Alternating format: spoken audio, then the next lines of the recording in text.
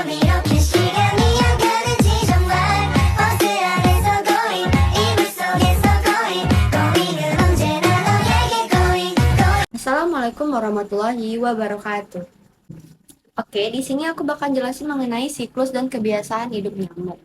Nyamuk termasuk serangga yang mengalami metamorfosis sempurna atau disebut dengan holometabola, yang dimana hal ini mengalami 4 tahap dalam masa pertumbuhan dan perkembangannya. Tahapan yang akan dialami oleh nyamuk yaitu yang pertama tahapan telur, larva, pupa, dan menjadi dewasa. Untuk telur nyamuk akan menetas menjadi larva dalam waktu 1-2 hari pada suhu 20-40 derajat Celcius. Baik, untuk selanjutnya itu ada kecepatan pertumbuhan dan perkembangan larva dipengaruhi oleh beberapa hal. Yang pertama ada suhu, tempat, keadaan air, dan kandungan zat makanan yang ada di tempat perindukan. Pada kondisi optimum, larva berkembang menjadi pupa dalam waktu 4-9 hari. Kemudian, pupa menjadi nyamuk dewasa dalam waktu 2-3 hari, sehingga waktu yang dibutuhkan dari telur hingga dewasa yaitu 7-14 hari. Baik, untuk siklus hidup nyamuk itu yang pertama tadi dari telur menjadi larva, dilanjutkan dengan menjadi pupa, lanjut menjadi nyamuk dewasa. Untuk nyamuk dewasa ini terdiri dari jantan dan betina dengan perbandingan 1:1. Untuk nyamuk jantan keluar terlebih dahulu dari kepompong, baru disusul oleh nyamuk betina. Nah, untuk nyamuk jantan tersebut akan tetap ditinggal di dekat sarang.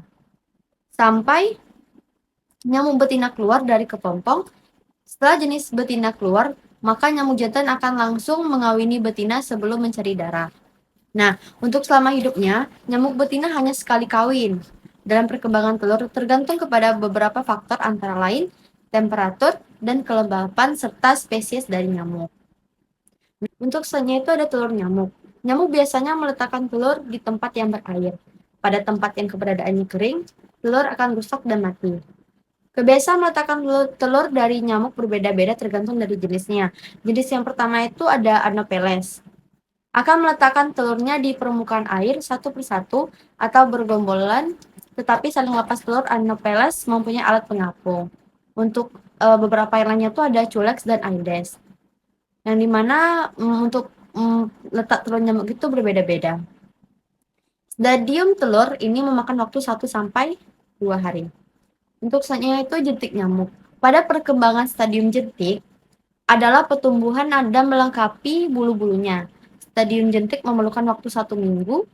Pertumbuhan jentik dipengaruhi faktor temperatur, nutrien, ada tindaknya binatang predator. Selanjutnya adalah kepompong. Untuk pupa, merupakan stadium terakhir dari nyamuk yang berada di dalam air. Pada stadium ini memerlukan makanan dan terjadi pembentukan sayap hingga dapat terbang. Stadium kepompong memakan waktu lebih dari kurang 1-2 hari. Untuk morfologi nyamuk Anopheles tadi, yang pertama itu ada berbentuk perahu dengan pelampung di kedua sisinya, satu persatu di permukaan air. Untuk gambarnya nanti bakal ditempel di sini. Selanjutnya adalah morfologi pupa. Untuk Anopheles itu ada air tube seperti corong dengan ujung melebar seperti trompet dan pasa padal berduri. Selanjutnya untuk morfologi larvanya tadi, Anopheles itu rambut palma atau rambut kipas di segmen abdomen, stigma plate atau spirakel untuk alat pernapasan pada posterior abdomen, tegral pelate pada dorsal abdomen, posisi terjajar dengan permukaan air. Dan untuk nyamuk identiknya nyamuk Anopheles itu, yang pertama warna nyamuk agak hitam. Posisi saat hinggap adalah menungging. Pada saat menggigit tidak perih, saat terbang tidak berbunyi, dan mencari mangsa pada malam hari. Tempat berkembang biak pada air payau atau air asin dan tawar yang ada di pada sawah, dan pada sayap terdapat noda-noda. Nah, untuk faktor atau penyakit yang bisa dialami setelah terkena gigitan dari nyamuk Anopheles itu salah satunya adalah malaria. Malaria disebabkan oleh parasit bernama Plasmodium, yang dimana parasit ini dibawa oleh nyamuk Anopheles betina. Oleh karena itu, penyakit malaria sendiri paling banyak terjadi di daerah tropis atau subtropis, dimana nyamuk Anopheles dapat berkembang biak dengan baik, demikian juga parasit Plasmodium. Yang dimana kan juga kondisi Indonesia ini sedang lembab dan dengan curah hujan tinggi menjadi faktor pendukungnya. Nyamuk Anopheles menyimpan telur-telurnya di dalam air. Lalu, telurnya berubah menjadi larva dan tumbuh menjadi nyamuk dewasa. Cara pencegahan dari malaria itu sendiri, hindari gigitan nyamuk penular malaria atau Anopheles itu yang paling utama. Untuk cara-cara lainnya, mungkin kita bisa menggunakan kelambu saat tidur atau menggunakan pakaian panjang.